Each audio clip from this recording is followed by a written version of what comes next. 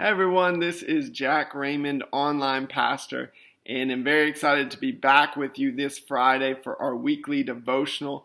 I hope that you will subscribe to our channel for weekly devotionals from our Prestonwood staff and also all sorts of other content such as our online membership class that we recently recorded and dropped on our channel, so I hope you will check that out as well.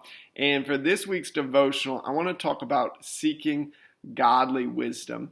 And this is so important, especially in all that's going on in our world today. There's so much confusion, so much chaos, and above all, we need godly wisdom. In fact, the Bible describes godly wisdom is more valuable than anything else we can gain on this earth, more valuable than gold, than riches, than other valuable items.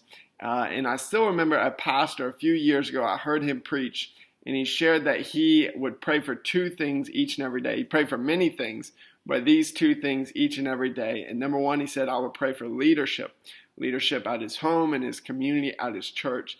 And then he also said each and every day he would pray for wisdom, because we all need wisdom each and every day.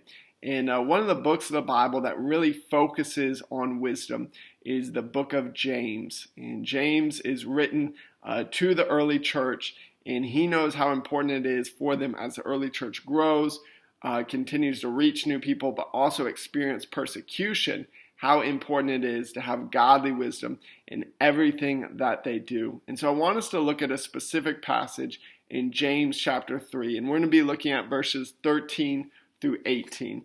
And so you're welcome to listen to me, to pull it up on a phone or a computer. But James 3 verses 13 through 18. And this is what we read from God's word. James writes, "Who is wise and understanding among you? By his good conduct let him show his works in the meekness of wisdom. But if you have bitter jealousy and selfish ambition in your hearts, do not boast and be false to the truth. This is not the wisdom that comes down from above, but is earthly, unspiritual, demonic. For where jealousy and selfish ambition exists, there will be disorder in every vile practice. But," in this verse 17, the contrast here, the wisdom from above is first pure, then peaceable, gentle, open to reason, full of mercy and good fruits, impartial and sincere. And a harvest of righteousness is sown in peace by those who make peace. And so James is teaching us here what godly wisdom is by two different teaching methods. Number one, he is going to teach us through contrast. He's going to say this is the wisdom of the world, but on the other hand, this is God's wisdom. And then he's also going to teach us by asking questions. The Bible asks so many questions. In fact, Jesus, the master teacher, just in his short earthly ministry recorded in the Gospels, asked more than 300 questions. That's one of the ways that we learn, is by asking others and seeking to find the answers to our questions specifically in God's word. So James begins with a question: who is wise and understanding among you? And then he paints this contrast of what is worldly wisdom. And we often learn by contrast, by seeing two opposing things and two opposing views. So he says, what worldly wisdom, if there's a central message of worldly wisdom, it is me, me, me. It's all about self. It's a very self-centered message. Look at how he describes it. He says that worldly wisdom is self-centered. In fact, he twice describes it as selfish ambition. He repeats that term. He describes it as jealous, as envious, and ultimately it's, what can the world do for me? How can I get ahead? And that's what worldly wisdom centers on. It centers on self. If there was a song of worldly wisdom, it would be "I Did It My Way" by Frank Sinatra. It's all about me, myself, and I. But in the end, James' words for worldly wisdom are very harsh.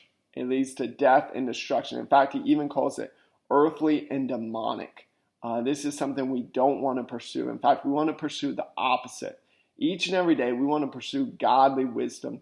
And in verses 17 through 18, James describes what godly wisdom is. And if the central message of worldly wisdom is me, me, me, the central wisdom of godly wisdom is Jesus, Jesus, Jesus. It's all about Christ. In fact, every description of godly wisdom could also be a description of Jesus.